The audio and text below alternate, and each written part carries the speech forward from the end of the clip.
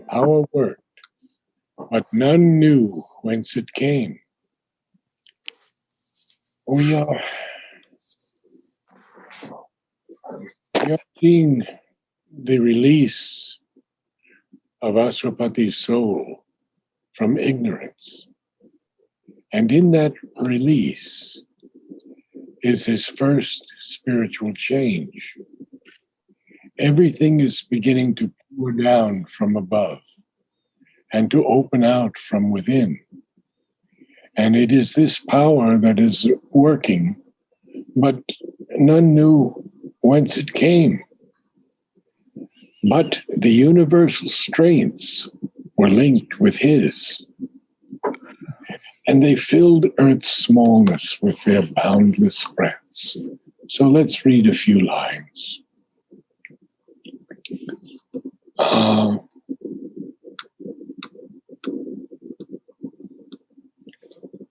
A power worked, but none knew whence it came. The universal strengths were linked with his, filling Earth's smallness with their boundless breaths. And then we have page 45, which will end Canto 3. Sri Aurobindo tells us through Aswapati, he drew the energies that transmute and age. Immeasurable by the common look, he made great dreams a mold for coming things, and cast his deeds like bronze to front the years. His walk through time outstripped the human stride. Lonely his days, and splendid like the sun's. We see here so clearly Sri Aurobindo speaking of himself as the avatar. He drew these energies that are powerful enough to transmute an age. And these great dreams that are immeasurable by our common look, he makes a mold for coming things. And he casts his deeds like bronze to front the years. And then he says his walk through time outstripped the human stride. But he ends the canto speaking of himself, only his days, and splendid like the sun's. Those who have met Sri Aurobindo spoke of an austerity that seemed to be in him, and yet, even though it seemed alone, and to be alone with the alone was everything, as Amal used to tell me. But it was yet splendid, like the sun's. I remember Temi telling me that she was 17 years old when her father brought her to the first darshan of Sri Aurobindo. And she entered the room, and his eyes fixed on her, and she lost it all. She remembers nothing more from that point on, except his eyes burning into her. Others have told me so many different things. I myself have had many beautiful experiences. So there is no doubt that his days, though challenging, because he says that the avatar has to go through everything that we would face, only to 1,000 degrees more, perhaps. So this is the end of Canto 3, and now we go into one of the cantos that is my favorite in all of Savitri. And it's very interesting to me how Sri Aurobindo puts this in between the two cantos of Ashwapati, his search and then his final realization. And he gives us the secret knowledge. And the first line is so extraordinary. On a height he stood that looked towards greater heights. Well, this is Ashwapati and Sri Aurobindo. But that's the only line in which he speaks of himself for a long time. Because now he begins to tell us about ourselves and where we are, the state we are in, our early approaches to the infinite, and what is going to happen with this human soul of ours. So let me just read about 10 lines because one shouldn't break this up too much. Our early approaches to the infinite are sunrise splendors on a marvelous verge, while lingers yet unseen the glorious sun. What now we see is a shadow of what must come. The earth's uplook to a remote unknown is a preface only of the epic climb of human soul from its flat earthly state to the discovery of a greater self and the far gleam of an eternal light.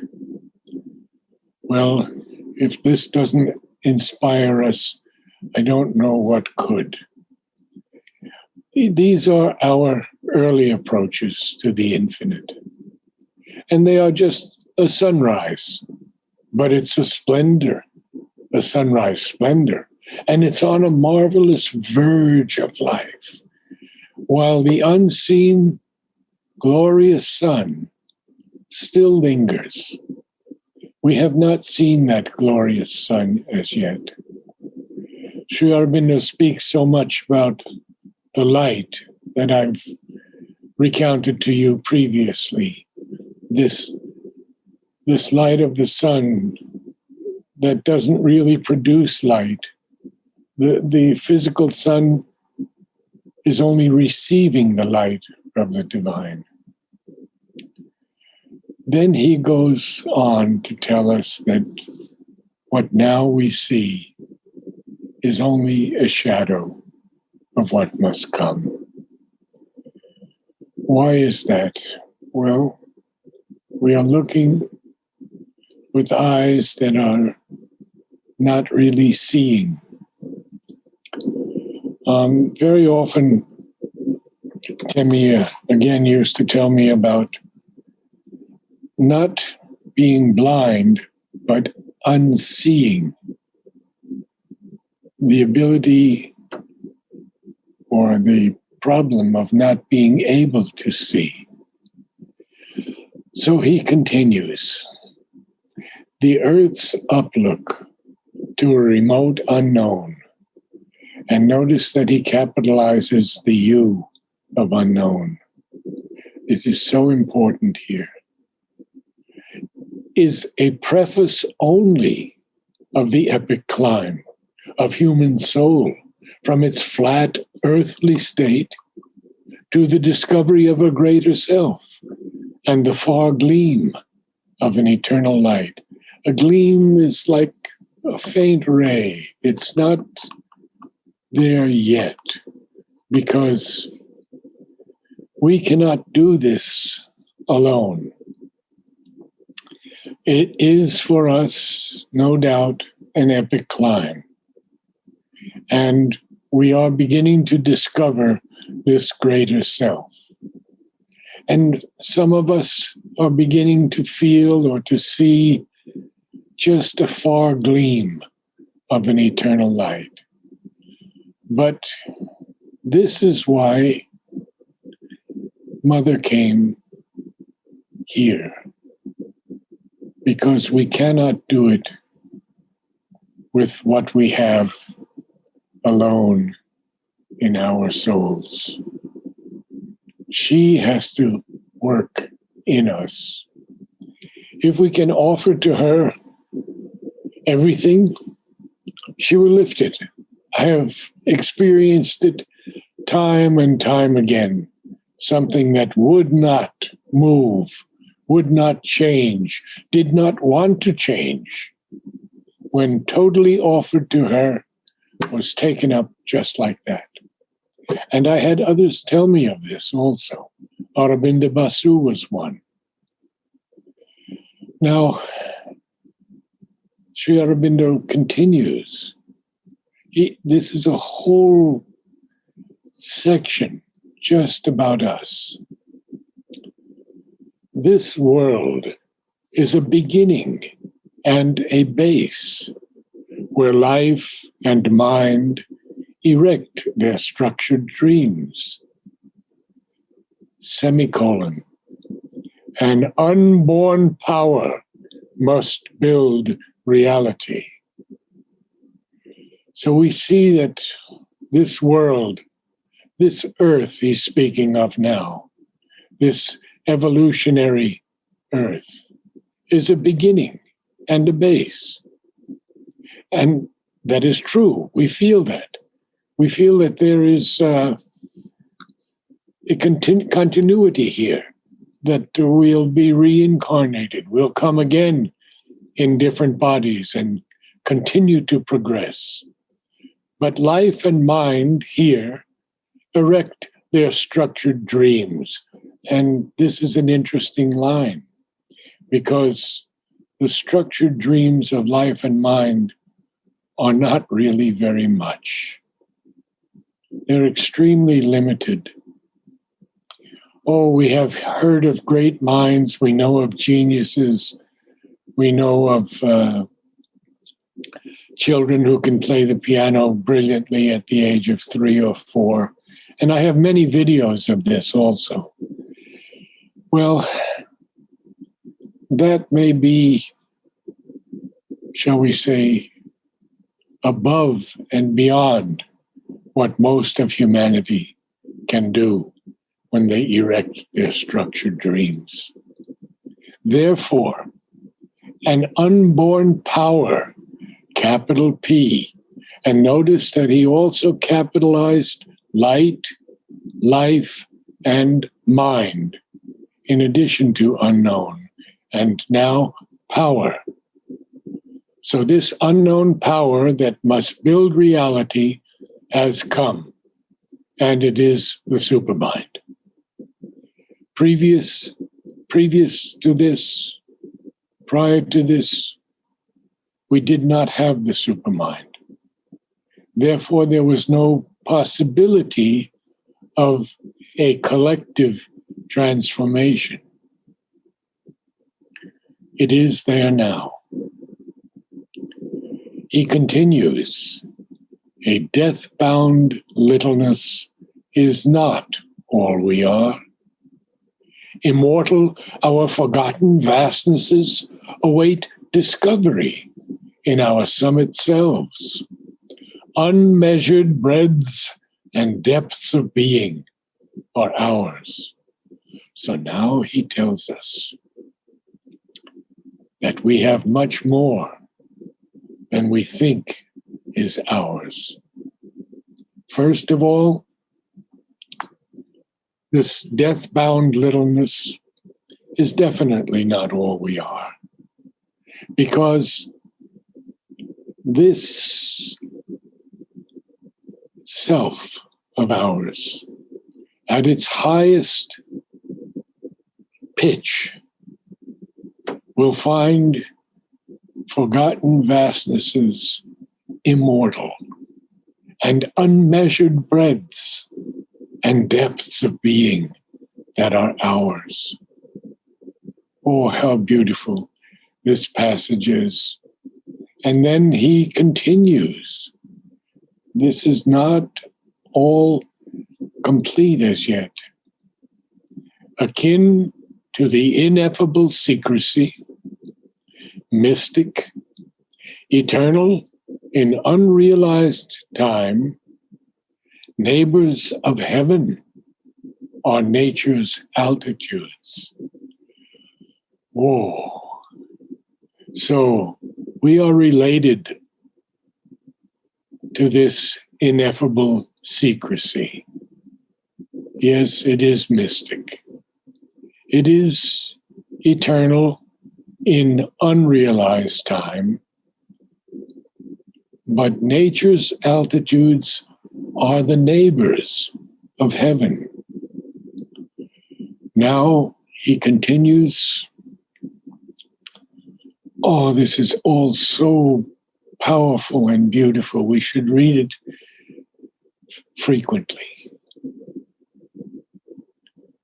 To these high-peaked dominions sealed to our search, too far from surface nature's postal routes, too lofty for our mortal lives to breathe, deep in us a forgotten kinship points, and a faint voice of ecstasy and prayer calls to those lucent, lost immensities.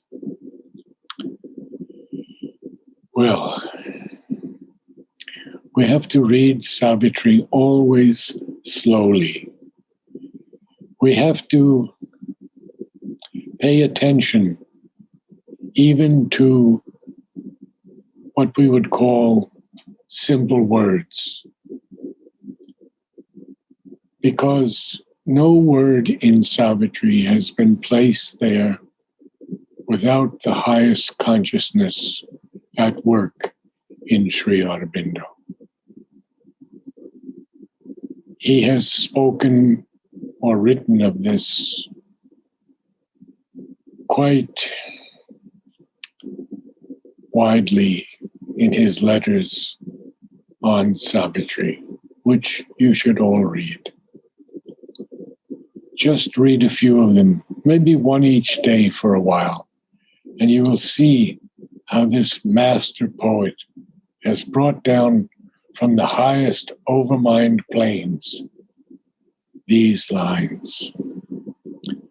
To these high-peaked dominions sealed to our search, too far from surface nature's postal routes, too lofty for our mortal lives to breathe, deep in us a forgotten kinship points, and a faint voice of ecstasy and prayer calls to those lucent, lost immensities. So, even though these high-peaked dominions are sealed to our search, and they are too far from this surface nature's, look at the humor here, postal routes, and they are too lofty also for our mortal lives to breathe. But yet, Sri Aurobindo tells us that deep in us, a forgotten kinship points. We are a family. We're definitely a family of souls who have come in answer to the call of Sri Aurobindo and Mother to be here on this earth at this specific time when the divine has determined that there was the possibility of a great ascent, a great evolutionary forward thrust. And that is what was brought down by Sri Aurobindo and Mother in their great labor that is often called the Holocaust of the divine. So deep in us, we have this forgotten kinship. And what does it pointing to? Well, there's a faint voice of ecstasy and prayer. And I think everyone who is reading Savitri understands that very, very clearly. It calls to those lucent, lost immensities. What else is prayer? If it is not arrogant and egotistical, it is certainly an aspiration for something higher. And even this faint voice of ecstasy, that word ecstasy is so beautiful. That inner joy that cannot be even fully understood through the word joy, but more so through the word ecstasy. And it calls to those lost immensities. Why are they lost? Well, they were once ours before we took birth. They were all ours. We lived in those planes. The divine has poured himself into us because he wants to experience other realms of himself. And then we come to this absolutely extraordinary passage, which gives us such hope, such beauty and promise for the future. Even when we fail to look into our souls or lie embedded in earthly consciousness, still have we parts that grow towards the light. Yet are there luminous tracts and heavens serene and Eldorados of splendor and ecstasy and temples to the Godhead none can see. I will take that up a little more fully next week. And Soumya, would you read for us today from the beginning? On a height he stood? Sure. Thank you.